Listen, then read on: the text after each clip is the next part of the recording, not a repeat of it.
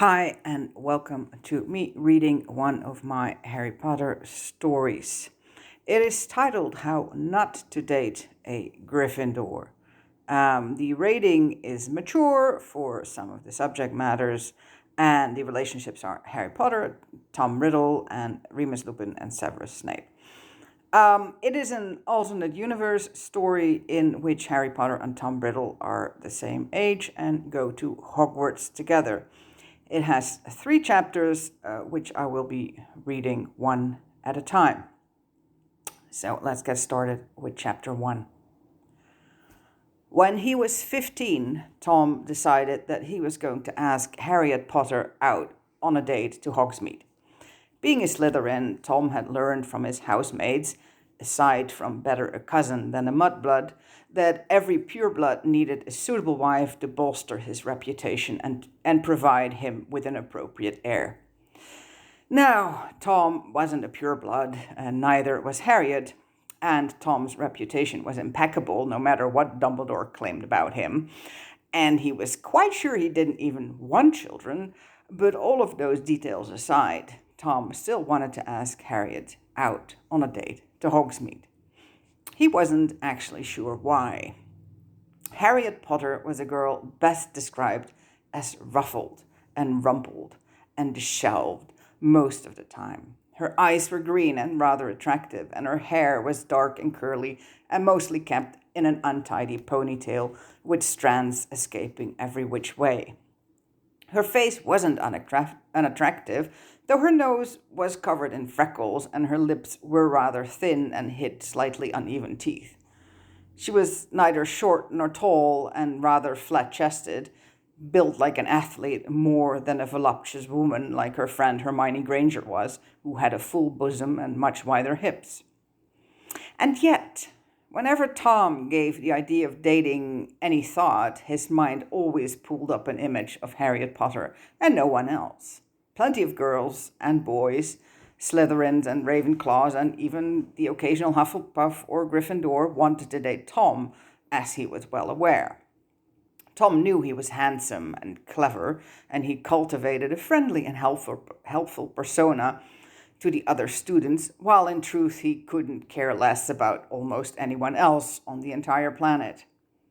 But Harriet, for reasons that Tom had yet to figure out, was different. Tom blamed the early exposure he suffered to her in his first years at Hogwarts, and it was all his guardians' fault.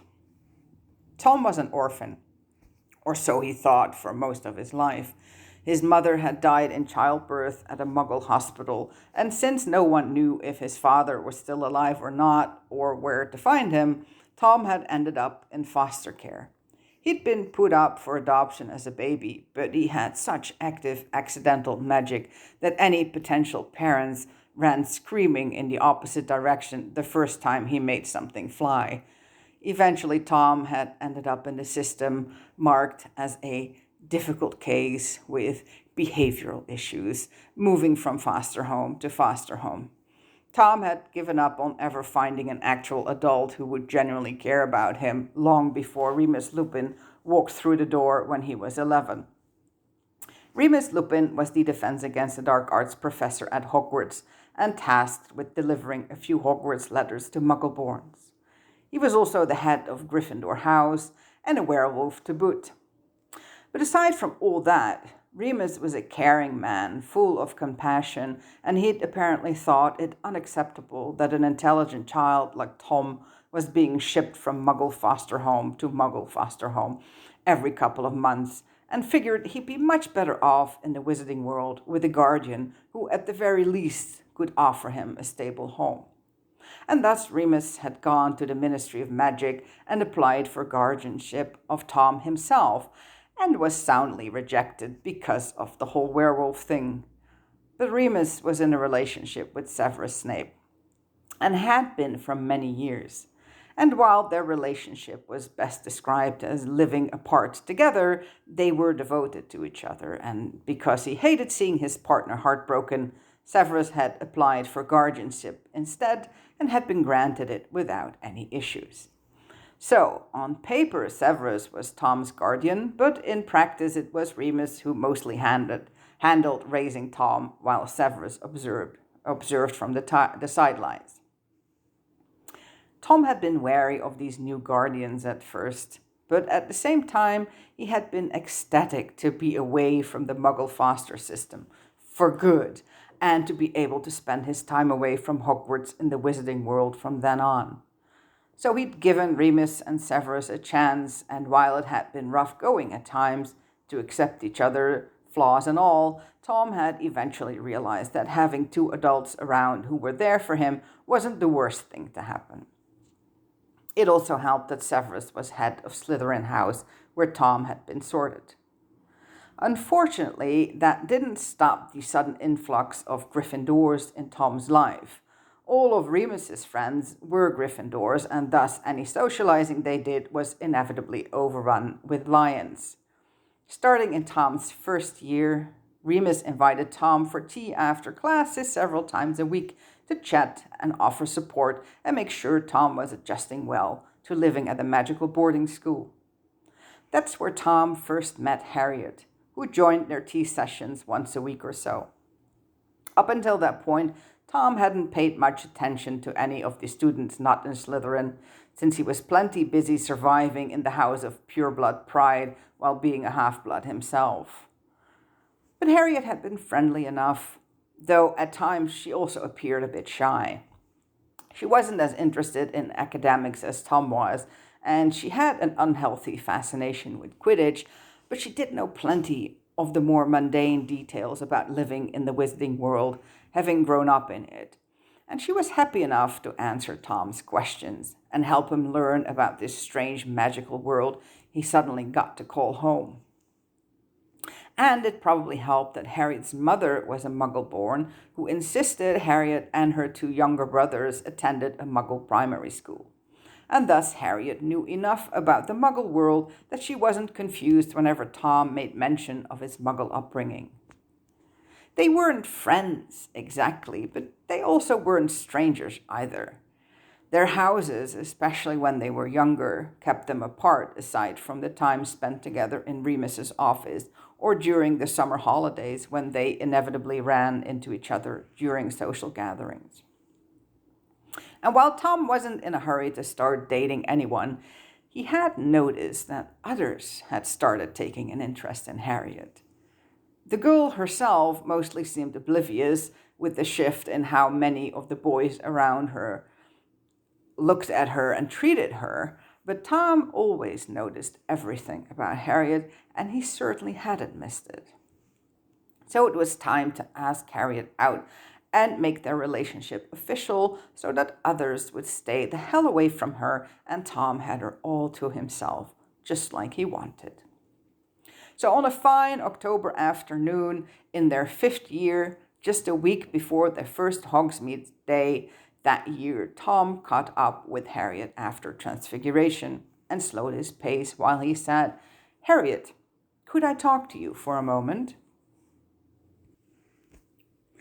Harriet's friends, Granger and Weasley, gave Tom suspicious looks, which was entirely unfair. Tom never bothered the Gryffindors, that anyone can prove anyway, but he suspected their slightly hostile attitude had much to do with the unofficial prank war that the Weasley twins had started between Gryffindor and Slytherin, and that the older Slytherins had answered with more and more creative curses over the years. It probably also didn't help that Harry's younger brother Edward, a third-year Gryffindor, took after his father and Uncle Sirius a little too much, according to Remus, and many Slytherins, including those in Tom's year, took great delight in showing Edward Potter why it was a terrible idea to try to bully Slytherins. "It's fine," Harriet said, with a wave to her friends as she stopped beside Tom. "What's going on?" Tom waited until all the other students were gone, and then he raised his hand and pulled a small sunflower out of nowhere. It was a little bit of wandless magic, which he'd practiced intensively for a few weeks now. He'd chosen a sunflower because he thought a rose might be a bit too much for a first date between teenagers, and he had heard Harriet mention one time in Sirius Black's garden that she really loved sunflowers. "Will you do me the honor of accompanying me to Hogsmeade this weekend?" Tom asked, with a little bow while offering Harriet the sunflower. Harriet's face lit up, and she accepted the flower while an attractive blush colored her cheeks. But before she verbally accepted his invitation, she looked up at him with a frown. Crap! Hermione's having a meeting of her new magical LGBTQ support group in Hogsmeade that afternoon. She was talking about handing out flyers and stuff. Tom wasn't sure what to say to that, since he didn't understand what any of it had to do with their date. And Harry's frown turned into something a bit more annoyed than apologetic. "And I told her I'd be there." "Surely Granger won't mind you cancelling on her latest pet project because you want to go on an actual date," Tom said with an encouraging smile. And when Harriet's frown still hadn't let up, he added, "It's not as though any of that nonsense applies to you, after all." Harriet's expression changed instantly into something best described as betrayed, and she dropped the sunflower, turned on her heels, and stormed down the corridor. "Wait!" Tom called after her, but Harriet rounded a corner and was gone. "What the fuck?" Tom muttered to himself. He didn't think he'd ever felt as confused as he did at that moment. Harriet had been pleased with his invitation. He was sure of it. She'd smiled and blushed and accepted his sunflower. But then Granger and her idiotic crusades had come up, and everything had gone to hell for some reason. What that reason was, Tom had no clue, and he hated not understanding something that affected him so directly. Tom sighed, vanished the sunflower on the floor with a flick of his wand, and made his way down to the dungeon. He had some homework to finish, so he might as well get that done while he pondered on the enigma that was Harriet Potter. Most of his classmates were seated at their usual table in the common room, and Tom joined them with a long, deep sigh. "What happened?" Drella Lestrange asked, with an overly concerned arch of her eyebrows. She was the youngest daughter of Bellatrix and Rodolphus Lestrange, cousin of Draco Malfoy, and a vocal admirer of Tom, despite Tom's tainted blood, as she loved to point out to him. Tom barely tolerated her at best. "Why on earth has Granger started an LGBTQ support group?" Tom asked, ignoring Drella and looking between Draco, Blaise, and Theo instead. "Because she's a mudblood?" Draco guessed without even looking up from his charms book.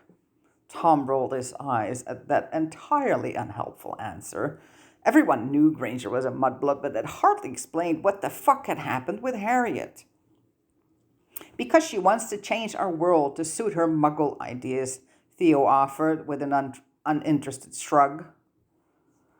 "Last year she wanted to save the house elves, and now apparently she wants to save the gays," Blaise said, his smirk entirely too amused. Tom couldn't stop an unattractive snort from escaping. "I wasn't aware the gays needed saving, at least not in the wizarding world." Same-sex relationships had officially been accepted for at least 200 years after all. Yes, there were still certain pure-blood families who expected their heirs to marry someone of the opposite sex, but their numbers lessened year after year. "They don't," Blaise agreed easily, "and neither did the house elves, but that certainly didn't stop Granger from trying." "Why are you spending so much time thinking about Granger, Tom? You're far too good for that little mudblood," Drella whined, arching her eyebrows in a way she probably hoped made her look disarming. Tom repressed a shudder. Compared to Harriet, Drella was an annoying simpleton. But what did it say about Tom, then, that the annoying simpleton regularly threw herself at him while his perfect match stormed off for no reason at all? Perhaps Tom was too early. Perhaps they were still too young. Perhaps all he had to do was wait and everything would fix itself. You should definitely apologize to Harriet, Remus said during their next get-together in his office a few days later. There was an obvious lack of Harriet, and the cup of tea Tom had poured for her remained untouched as it slowly grew cold. I don't understand what happened, Tom said, in all honesty. He hated showing such weakness in front of anyone, even Remus, who was one of the very few adults Tom actually trusted. But he realized that he did need help. Tom, Remus said, with all the patience in the world while he sipped his second cup of tea, you dismissed something that's very important to Harriet. That hurt her feelings. Tom frowned while he gave Remus a dubious look. Just because something isn't important to you doesn't mean it's not important to others, Remus pointed out. So I should have acknowledged her desire to attend Granger's pet project, Tom guessed. Remus briefly closed his eyes. Perhaps start by not referring to it as a pet project. Tom blinked. Fine. I should have acknowledged Harriet's desire to partake in Granger's latest crusade. Remus sighed and poured himself a third cup of tea. You should have offered to go with her, Tom. Oh. Tom drank the last of his own tea while he stared out the window at nothing in particular while he processed that rather important piece of information. So once I ask her to Hogsmeade, I should let her decide our itinerary for the day. That should solve any mishaps in the future. Yes, that is not a bad plan, Remus agreed quickly. But do start with apologizing. Sincerely. I'm sorry, Tom said, all but blocking Harriet's path out of the greenhouse after her apology the next day. I was rude and dismissive of your feelings, and I am truly sorry for that. Mate, no one's interested in your half-arsed apology, Weasley said while making a very good effort in shouldering Tom to the side. Weasley was almost as tall as Tom and had a much heavier build, but Tom staunchly ignored him and stayed put while he gave Harriet an expectant look. Harriet chewed on her lip while she glanced up at Tom from behind her curly fringe. Tom curved his eyebrows in his best disarming expression and offered Harriet his most sincere smile. All right, Harriet finally said with a nod. Apology accepted. Now move or we'll be late for charms. Tom stepped to the side to let the trio through, more than pleased he was back in Harriet's good graces. That meant that he could seriously start planning for his second attempt at asking Harriet out on a date. Did you just really just apologize to Potter? Draco exclaimed behind him with far too much volume. His voice practically echoed all around the greenhouse. What? Drella shrieked as she came rushing forward. Tom, why? Tom ignored the lot of them and marched out of the greenhouse with his head held high. He felt no desire whatsoever explaining himself to a bunch of kids who wouldn't understand or appreciate his motivations anyway. Tom spent his visit to Hogsmeade 2 days later alone, for the most part. He did meet up with Severus and Remus for lunch in the Three Broomsticks, which was a pleasant enough affair. As he strolled around Hogsmeade later, he did see Harriet, Granger, Weasley, Longbottom, and a few others handing out pamphlets. But when Tom approached Granger to get his hands on one of those, she refused to give him one. She did give him a scowl of epic proportions, to which Tom replied with a polite little smile and a curt nod, before he moved on as though he didn't have a care in the world. Now that their first Hogsmeade weekend was behind them, Tom could start planning on asking Harriet out for the second one, halfway through November. But before he could even come up with a solid idea of how to approach Harriet this time, he had a rather unpleasant run-in with Hermione Granger. After their weekly prefect meeting with the head boy and head girl, Granger lingered while giving Tom significant looks as everyone else hurried out of the classroom, eager to spend the rest of their evening relaxing. Was there something you wanted? Tom asked, voice full of both annoyance and curiosity. Granger huffed as she squared her shoulders. Behind her, Longbottom, the male prefect for the Gryffindors' 5th years, also gave Tom plenty of disgusted looks. "You're a bigot," Granger spat, eyes narrowed. That genuinely took Tom by surprise. He prided himself on not being a racist, on not judging people by the color of their skin. But perhaps Granger was the kind of black person who saw racism in everything.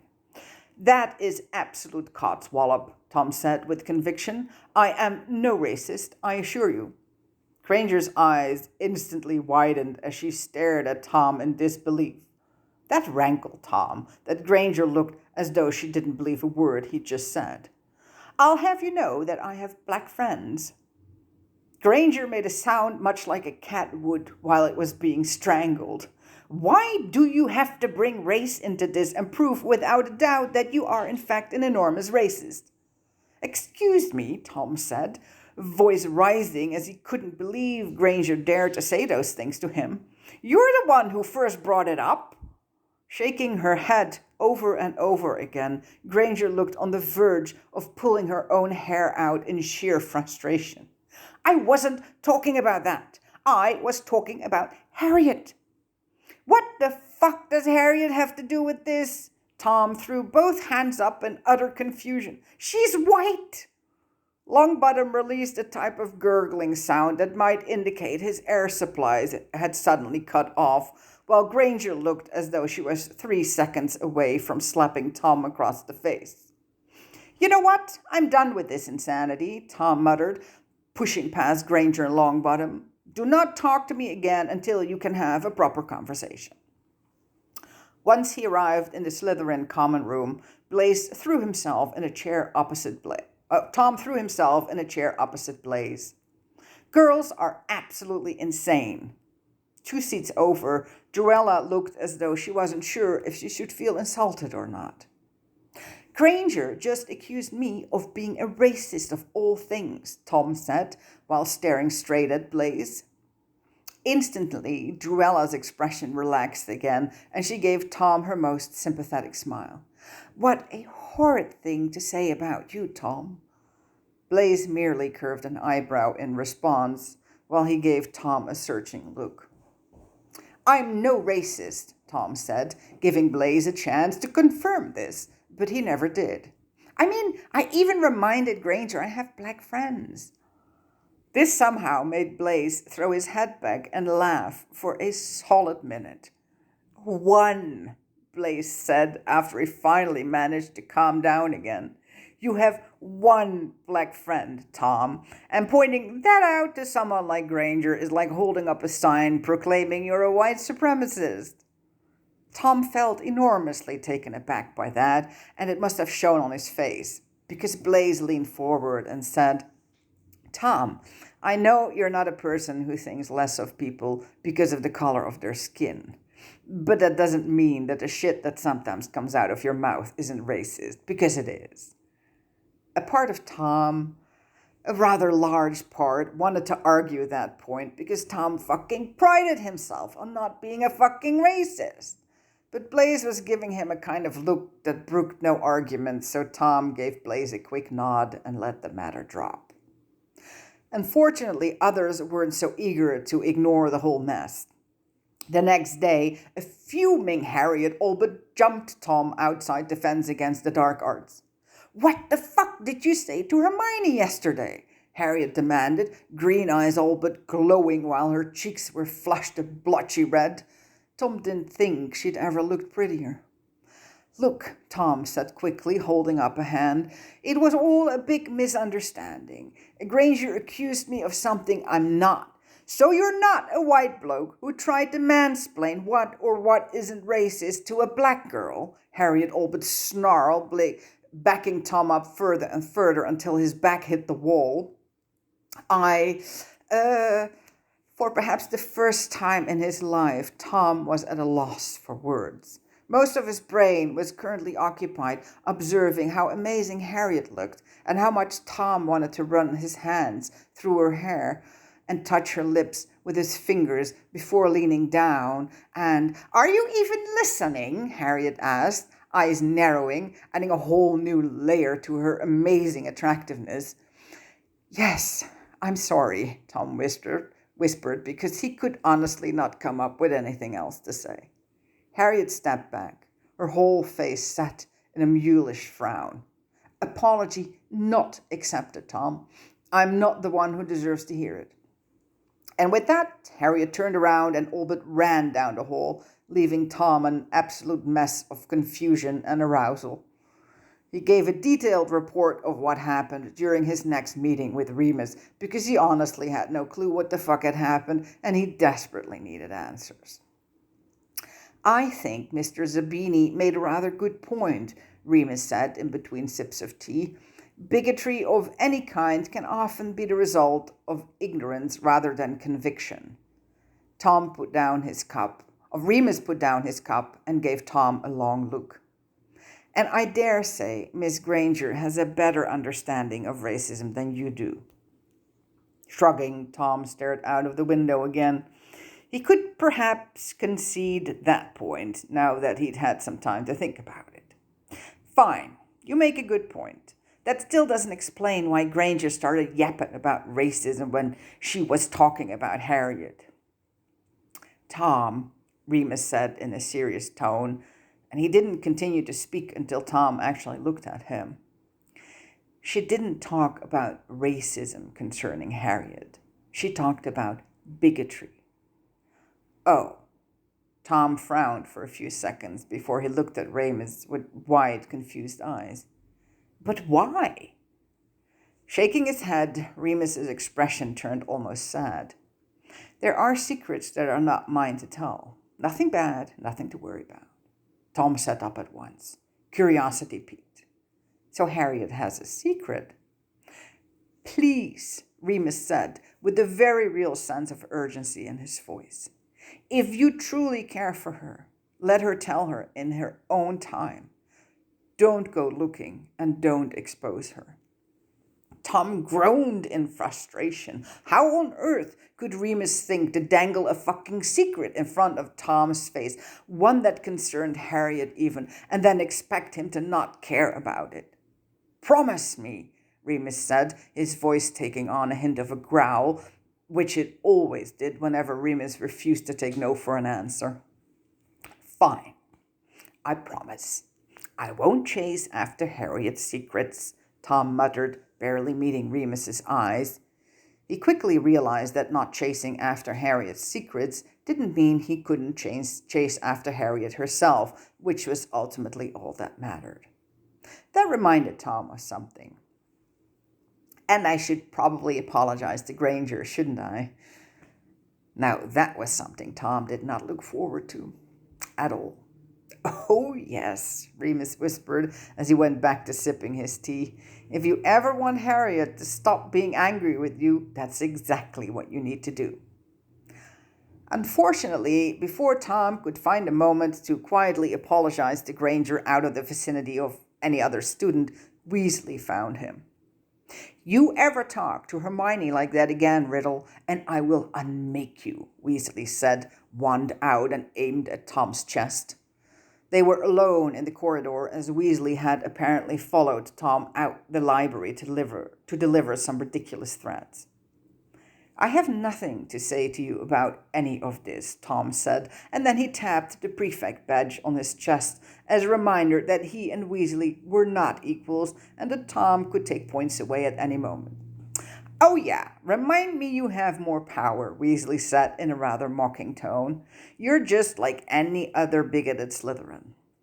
Weasley raised his wand a little higher, while his cheeks reddened more than they usually were. "You stay away from Hermione and Harriet if you know what's good for you." "You shouldn't have said that," Tom murmured, while he glared at Weasley. If Weasley only had made demands about Granger, Tom would have been fine with it. But here Weasley was trying to dictate Tom's interactions with Harriet, and Tom wasn't about to put up with that kind of nonsense. Before Weasley could even get a hex out, Tom drew his wand and cast a mild, skin-crawling hex at Weasley. Nothing serious, but still a reminder that Tom could and would curse the fuck out of him if need be. Weasley cried out in shock and loosed a garbled hex of his own, which Tom easily sidestepped. No fighting in the corridors. Severus came rounding a corner and narrowed his eyes when he saw who were causing such a ruckus. Weasley, a week of detention with Mr. Filch, starting tonight. Riddle, detention with me, tonight at 7. Don't be late. And then Severus waited until Tom stepped up to him, and together they left a furious Weasley behind. I don't care, Severus said when Tom got ready to explain himself. I had expected better of you, though. Hexing students in the middle of the corridor is beneath you. Next time you need to retaliate, do it in a way that won't get you caught.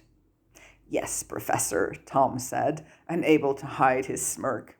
It really was good to be a Slytherin. Detention that evening consisted of lots of brewing.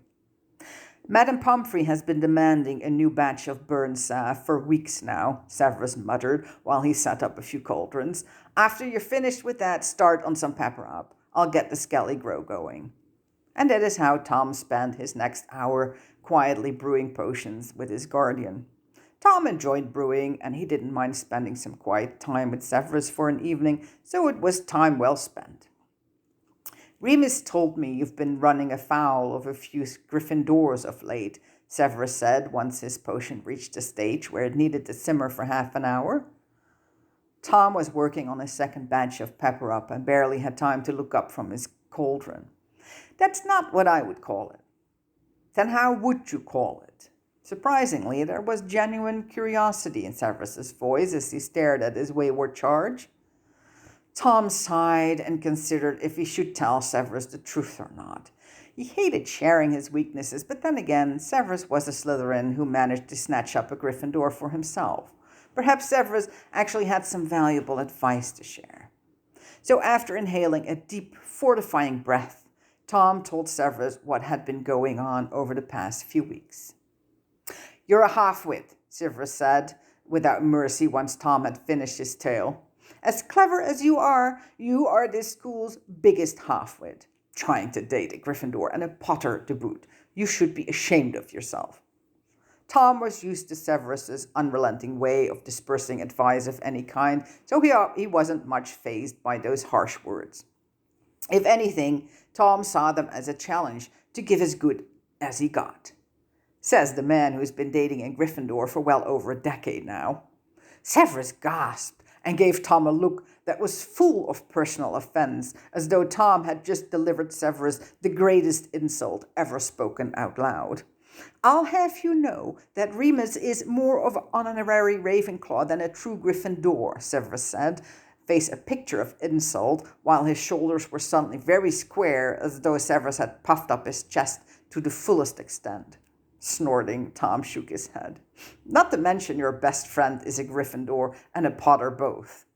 By marriage, Severus all but snarled, looking ready to throw a whole jar of shriveled figs right into Tom's face. Sure, but she is also the mother of Harriet, so you of all people must understand why I have my sights set solely on Harriet, Tom said in his most reasonable tone of voice, though unable to hold back an amused smile. Bickering with Severus really was a ton of fun, and Tom didn't get to do it nearly enough. Miss Potter takes far more after her father in every single way, I assure you, Severus said, and then pursed his lips, as though he'd let slip more than he'd intended to. But if you want to ruin your entire life by chasing after Potter, then be my guest, Severus added quickly, with plenty of feigned nonchalance. Tom noticed, of course. Tom noticed most things that happened around him. He wondered if this was related to Harriet's secret he wasn't allowed to know about. It rankled him that Severus, head of Slytherin House, knew this secret about a Gryffindor student, yet Tom was purposefully being kept in the dark.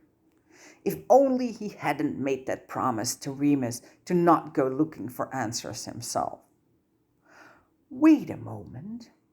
Tom was barely able to hold back a smirk since he had just come up with the perfect solution. Tom himself couldn't go looking for the secret, but Remus hadn't demanded that others could do it for him. It really was good to be a Slytherin. Tom enjoyed few things in life as much as finding the loopholes in all the rules around him to better himself. After the tension ended, Tom returned to the common room and sat down beside Draco, yet he ignored the boy entirely. Instead, he looked at Blaise and Theo. Snape just insinuated that Harriet Potter has some big dark secret. Tom frowned, as though he was deep in thought. It's curious, since Lupin insinuated a very similar thing a few weeks ago. Draco sat up at once, Transfiguration homework quickly forgotten. Did you say secret? It was public knowledge in Slytherin House that if you needed information on anyone, you needed to talk to Draco Malfoy. He was the unofficial gossip king of Hogwarts, though few people outside of Slytherin House knew. The only downside to this was that Draco never worked for free. He demanded payment for his information, and if students couldn't cough up some gold or other valuable goods, he was usually willing to accept favors. Tom refused to be indebted to Draco Bloody Malfoy, though, and while he received a small allowance from his guardians every month, he wasn't about to hand over any gold to a spoiled little rich boy. So Tom simply used a different tactic. He threw out some bait. Actually, on second thought, Tom said, barely glancing at Draco, I must have misheard. I doubt the Gryffindor would ever have any interesting skeletons hidden away in their closet. Never mind. Blaise leaned back in his chair and chuckled, while Theo ducked his head and pretended to be absorbed by the arithmancy book in his lap. They, of course, knew exactly what Tom was doing, but thankfully Draco didn't, and that's what mattered most. Draco got a gleam in his gray eyes that told Tom he couldn't wait to discover a secret he could hold over the head of a Gryffindor. It took Draco 2 weeks, during which November's day in Hogsmeade came and went. Tom spent it much like he had the previous Hogsmeade weekend, though he did try to approach Harriet. She was handing out pamphlets again with her friends, but she resolutely turned her back on Tom the moment she saw him coming, so Tom took the hint and instead entered a nearby second-hand bookshop. You will never believe this, Draco all but crowed the moment Tom stepped inside the common room on a Thursday evening right after dinner. Draco had a letter in his hand from his father, if the luxurious stationery was any indication. I know Potter's secret, and it's fucking mind-blowing. I sincerely doubt that, Tom said with a casual shrug. He was burning to know what was going on with Harriet, but the last thing he wanted was for Draco to start demanding payment. Harriet Potter is really a boy. Those words rang through the Slytherin common room and hit Tom right in the chest with all the force of a sledgehammer. What? Blaise asked in stunned disbelief as he slowly sat up from his usual sprawl in his seat. Harriet Potter is a boy! Draco all but jumped up and down on the spot out of sheer joy. This is the biggest fucking news of the year, and we have the scoop. Tom's ears were ringing as this news slowly sank in. It couldn't be true. Why on earth would he pretend to be a girl, though? Theo asked with a frown, ever the academic who wanted answers to every little question out there. Honestly, if someone was an honorary Ravenclaw, it was Theo or not.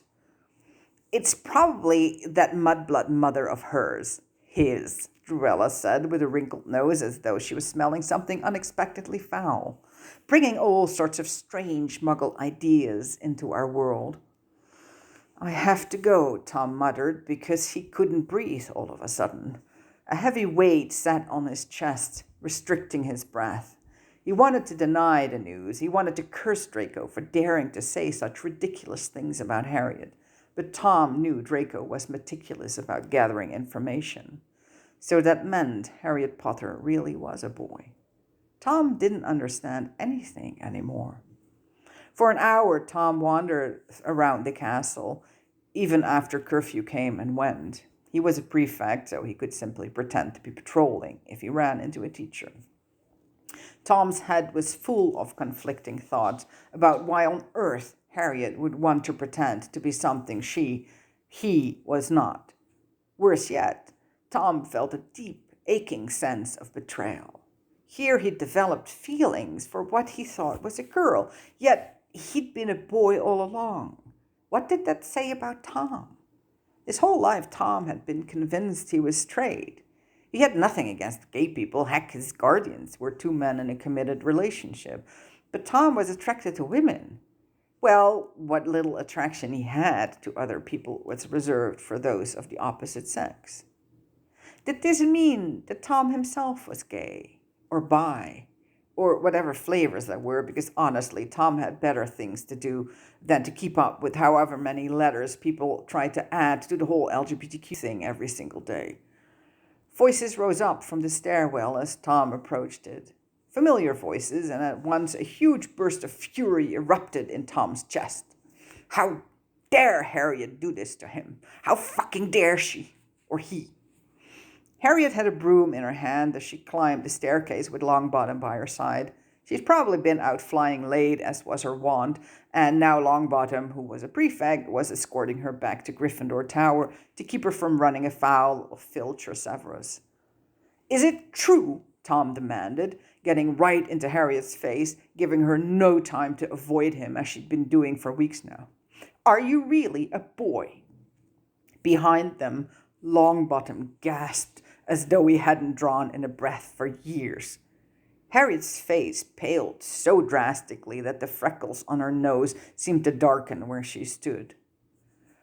Why would you lie about this? Tom all but snarled, his chest full of righteous anger. Why would you pretend to be a girl when you're not? I am a girl, Harriet yelled, far louder than she probably meant to, her voice echoing up and down the stone staircase. I have always been a girl. I was just born in the wrong body. That makes no fucking sense, Tom said through gritted teeth. How can you be somebody you're not? Before anyone else could say more, Tom suddenly found himself lying on his back halfway down the staircase, his head throbbing. A few steps above him, like a furious, avenging angel, stood Neville Longbottom with his wand drawn, aiming straight at Tom's head. Tom wasn't sure if what he was seeing was even real. Had he bumped his head that hard when he fell down the stairs? Because Neville Longbottom had always been the joke of Gryffindor House. Tom's Slytherin friends liked to say that Longbottom was such an incompetent waste of space, even Hufflepuff didn't want him. So Gryffindor was the only place left for him to go. Even after Longbottom was made a prefect, no one took him seriously. In fact, whenever Longbottom tried to take points from a Slytherin student or assign them a detention, the student always simply walked away, leaving Longbottom sputtering after them. But here, now, stood a young man who was full of conviction and who would, without a doubt, lay down his life for his friend right there and then. Who else knows? Longbottom asked, peering down at Tom over his nose while his wand hand never wavered. Beside him stood Harriet, with her face buried in her hands. Tom didn't even consider not answering truthfully. Draco has told everyone in the Slytherin common room, so by tomorrow the whole school will know. You son of a bitch, Neville snarled, and shot a bright red hex at Tom, which hit him straight in the chest, and he knew no more. And that is the end of Chapter 1. Thank you for listening. Chapter 2 will be up soon, and I will make a playlist for this story and for any other chaptered story that I will post in the future. Thanks again for listening, and I will see you again soon. Goodbye.